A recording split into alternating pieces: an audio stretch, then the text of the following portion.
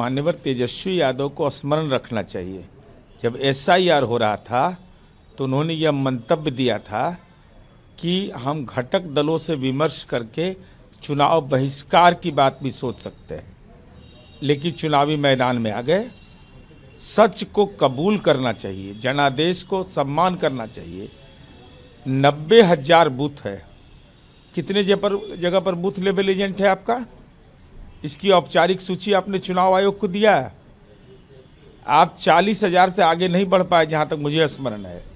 जब booth level agent आप नहीं नियुक्त कर पाते हैं तो आप चुनाव आयोग पर सवाल खड़ा करते हैं। डबल ईपिक नंबर पाया जाता है, क्या उसको वैध मान लिया जाए?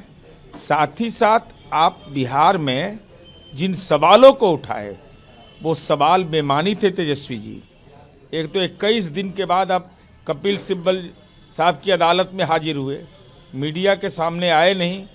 आपने कह दिया कि 71,000 करोड़ का घोटाला हुआ है। मैं आपको स्मरण दिला रहा हूं, आप ही के गठबंधन के लोग थे।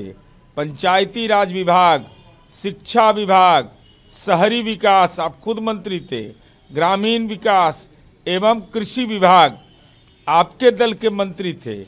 उपयोगिता प्रमाण पत्र नहीं देना घोटाला नहीं होता है। उपयोगिता प्रमाण पत्र एक प्रक्रिया है, आप इसको घोटाला कह रहे हैं। आप विकास का मुद्दा उठा रहे थे। अब गांव के अंदर लोग देख रहा था कि विकास तो हुआ है। आप कह रहे थे महाराक्षस राज है, लोग अपने पिता की बीमारी में 2 बजे रात में घर से निकल रहे थे, इसलिए मुद्दे को आप उठा नहीं पाए। आप रोजगार का मुद्दा उठा रहे थे, जबकि आपके पिताजी पर यह गंभीर आरोप लगा हुआ है कि नौकरी के बदले आपने जमीन लिया है। तो कोई भरोसा करेगा? आपने यह कह दिया कि नौकरी हमने दिया है, जबकि आपके शिक्षा मंत्री ने शिक्षक नियुक्ति के पद सृजन की संचिका पर हस्ताक्षर ही नहीं किया। तो ये सारी बातें जब समाज में जाती है, आपने अपने आप को जननायक कहवा दिया। भाई जननायक कर्पूरी ठाकुर कैसे कोई व्यक्ति हो जाएगा? भारत रत्न उनको मिला है।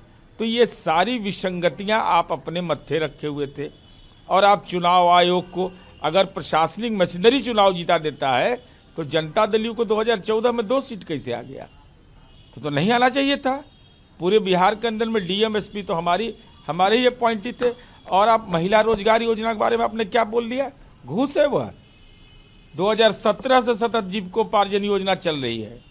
और चुनाव आयोग को जानकारी दे के, और आपको स्मरण रखना चाहिए, मैया बहन योजना झारखंड में, जरा उसका भी समय अवधि निकाल लीजिए, कब वो घोषित हुआ, कब क्रियान्वित हुआ, तब बिहार की आलोचना करिए।